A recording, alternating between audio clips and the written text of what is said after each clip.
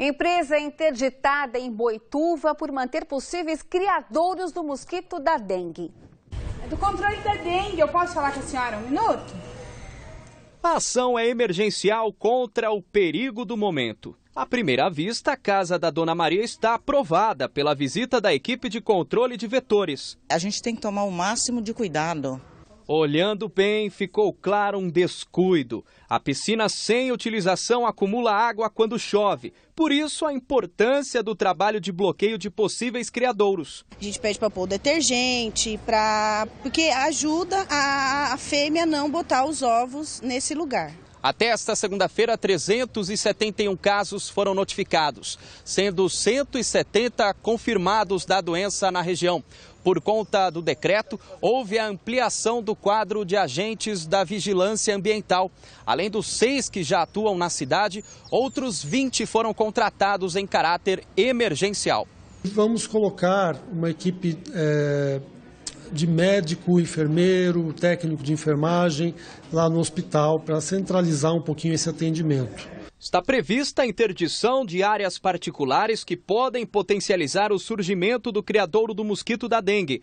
Esta empresa de leilões mantém aproximadamente 6.000 automóveis expostos. Na imagem aérea é possível visualizar o tamanho do terreno com veículos abandonados. Fizemos uma interdição para que parasse de entrar esses automóveis até que a gente consiga, juntamente com essa empresa, fazer uma ação para evitar a proliferação dos insetos, do Aedes. Para o secretário de Saúde, a principal dificuldade encontrada no combate à dengue no município está no impedimento no acesso dos agentes às residências. Quando a gente está dentro da nossa casa, a gente acaba não vendo esse tipo de coisa. Quando o agente entra, ele consegue ver. E isso vai fazer com que realmente a gente consiga combater a doença com mais velocidade. Boituva se une a outras 3 cidades da região em emergência por conta da dengue. No dia 29 de janeiro, Sorocaba foi a primeira cidade a decretar o estado. Até o dia 1º de março foram registrados 8.693 casos.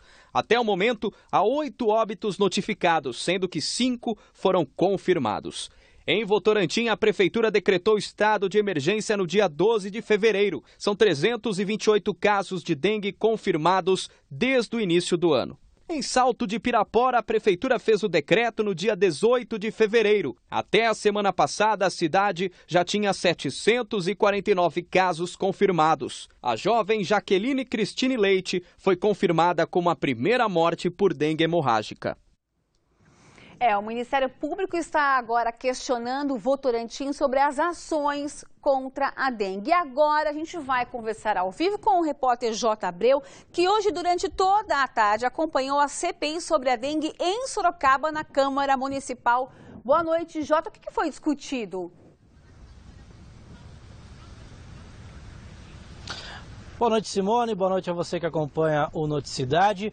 O ouvido hoje foi o secretário de Saúde de Sorocaba, Francisco Antônio Fernandes, e foram discutidas as ações preventivas a esse número de dengue em Sorocaba. A gente viu na reportagem quase 9.000 casos apenas neste ano. Ele falou de várias dessas ações, disse que Sorocaba deve ter no máximo entre 20 e 25 mil, no máximo 30 mil casos neste ano, e que a Secretaria deve gastar 7 milhões de reais até o mês de junho por causa da dengue. Sobre esse assunto, eu vou conversar com o presidente da CPI, vereador Carlos Leite. Vereador, quais foram os pontos principais desta conversa hoje? Boa noite. Boa noite. Os pontos principais dessa ação, dessa primeira oitiva da CPI da dengue, foi que o secretário relatou de forma bastante enfática de que houve realmente uma falta de planejamento, não houve uma ação efetiva no combate e na prevenção da dengue em anos anteriores. Isso ocorreu já no último trimestre de 2014, onde sinalizou-se que teríamos uma grande epidemia e não teve ações concretas, reais, para que esse número alarmante, mais de quase 9.000 casos, hoje está acontecendo na nossa cidade. Ele disse que foram retirados aí 500 toneladas desde o início do ano de materiais inservíveis, e também disse que a Secretaria visitou 220 mil casas no ano passado. Quais são os próximos passos da CPI, presidente? Os próximos passos seriam a própria reconvocação do secretário, porque ele fez um depoimento de mais de 4 horas respondendo aos vereadores e não foi possível responder a todas as perguntas. Então, possivelmente, ele vai ser reconvocado e outros secretários também serão convocados a depor nesta oitiva. Ok, obrigado pelas informações. Simone, hoje a Prefeitura publicou um edital com multa para quem não limpar os terrenos. R$ 4,87 por metro quadrado para terrenos até 500 metros quadrados e R$ 6,86 por metro quadrado para quem tem terrenos acima de 500 metros quadrados. A partir de sexta-feira está valendo essa lei.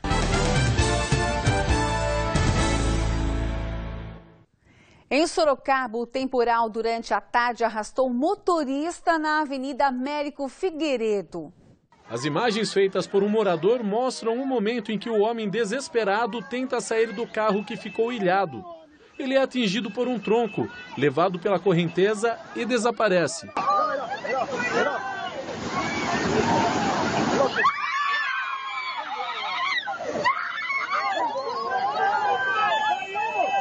Foi uma coisa muito triste de ver a tragédia que aconteceu com o senhor.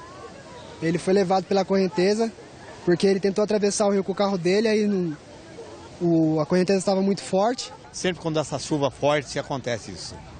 Nessa época, principalmente nessa época que essas trovoadas assim. O helicóptero Águia da Polícia Militar deu apoio ao Corpo de Bombeiros. No Parque Esmeralda, mais destruição. O muro dessa casa foi derrubado pela enxurrada. 3 crianças estavam sozinhas. Foi rápido.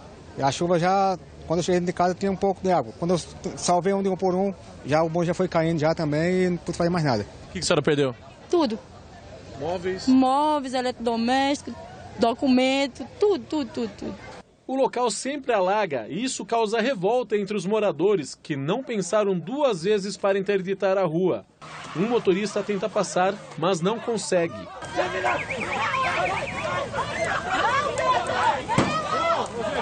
Não adianta a gente pagar imposto, a gente aumentarem a tarifa do ônibus, aumentarem a taxa de luz, de energia e a gente não ter direito a nada. Na Rua Lituânia, no Jardim Palhato, mais problemas. O córrego também transbordou. Encheu a pista e ficou, o carro tentou passar, um Uno, é um carro leve, e 2 pessoas ficaram ilhadas aqui no veículo. O Corpo de Bombeiros alerta sobre como agir em caso de alagamentos. Não tentar atravessar nem de carro, muito menos a pé.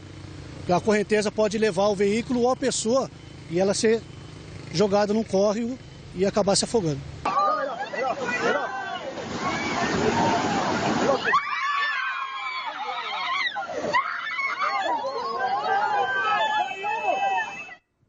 Que triste, né? Olha, e durante a tarde, telespectadores enviaram várias imagens de outros locais que ficaram alagados.